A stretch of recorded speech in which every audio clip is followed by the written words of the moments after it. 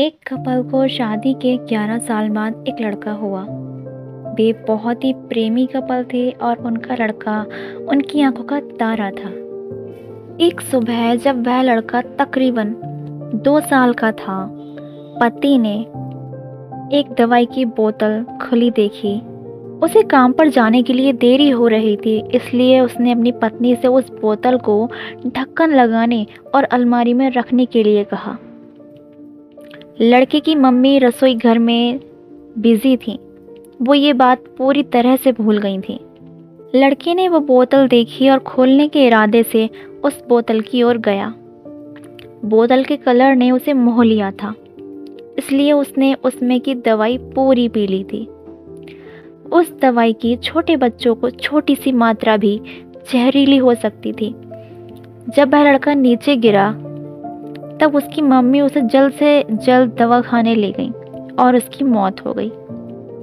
उसकी मम्मी पूरी तरह से हैरान हो गई थी। वह भयभीत थी कि कैसे वो अब अपने पति का सामना करेगी।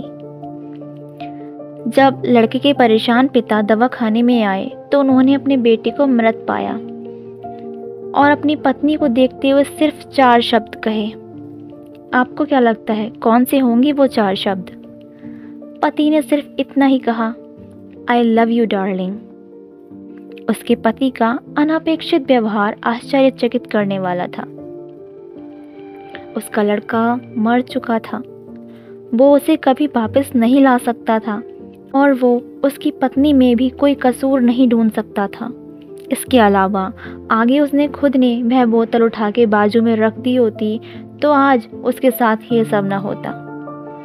वो किसी पर भी आरोप नहीं लगा सकता था। उसकी पत्नी ने भी उनका इकलौता बेटा खो दिया था। उस समय उसे सिर्फ अपने पति से सहानुभूति और दिलासा चाहिए थी और यही उसके पति ने उस समय उसे दिया।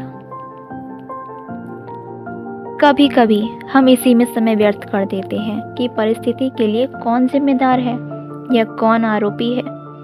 ये सब हमारे आपसी रिश्तों में होता है। जहाँ जॉब करते हैं वहाँ या जिन लोगों को हम जानते हैं उस सभी के साथ होता है और परिस्थिति के आवेश में आकर हम अपने रिश्तों को भूल जाते हैं और एक दूसरे का सहारा बनने के बजाय एक दूसरे पर आरोप लगाते हैं।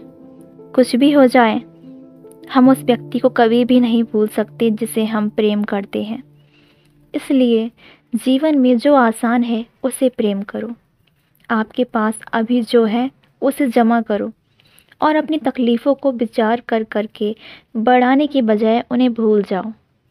उन सभी चीज़ों का सामना करो जो आपको अभी मुश्किल लगती है या जिनसे आपको डर लगता है। सामना करने के बाद आप देखोगे कि वो चीज़ें उतनी मुश्किल नहीं हैं जितना कि आप पहले सोच रहे थे। हमें परिस्थिति को समझकर ही लोगों के साथ व्यवहार करना चाहिए और लोगों को कठिन परिस्थितियों में उनका हमदर्द बनना चाहिए। दोस्तों, इस तरह की प्रेरणादायक कहानियाँ सुनकर हमें काफ़ी कुछ सीखने को मिलता है। इस तरह की कहानियाँ सुनने के लिए नीचे कमेंट्स में ज़रूर बताएं।